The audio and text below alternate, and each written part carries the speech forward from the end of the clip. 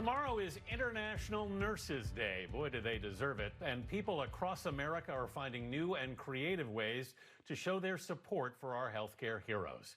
This mural on the side of one South Florida hospital is a towering tribute to those medical workers and Americans affected by the virus. Manuel Bojorquez has the story of the artist and the impact of her work. Claudia La Bianca is well known in Miami's street art scene. Her murals celebrate strong and empowered female characters, drawing inspiration from the comic book heroes who gave her comfort when she was bullied as a child in her native Italy. In March, like everyone else, the COVID lockdown really threw Claudia for a loop. I can't go anywhere, I can't paint a mural, I can't do nothing, and I'm going crazy. What did you do? I stole my daughter's iPad, and I did an illustration of the nurses being superheroes, so with their capes flowing and with their stance of strength, of power. These people are going out there as superheroes to go and save lives and take care of the sick ones. Claudia then printed posters and delivered them to area hospitals, hoping to give a little lift to overburdened medical workers.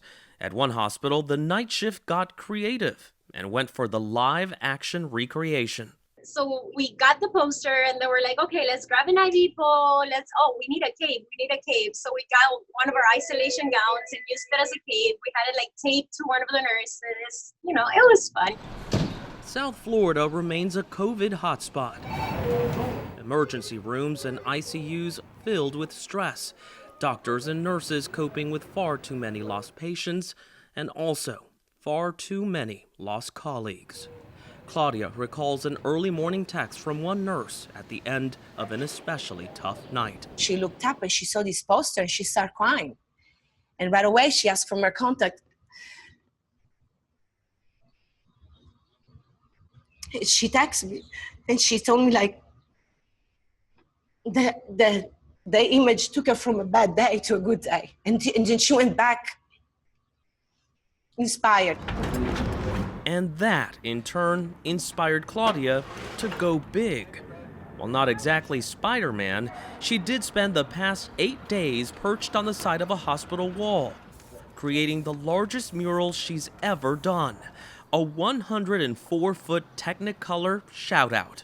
These people are saving life. You know, when you think of a superhero, what do? The superhero with the cape and the mask, what do? They're going there, they're fighting the enemy, right? So who's the enemy now? There will be 5 hospital installations in all, and if the mural is the message, this one speaks to the resilience, dedication, and courage of those on the front line.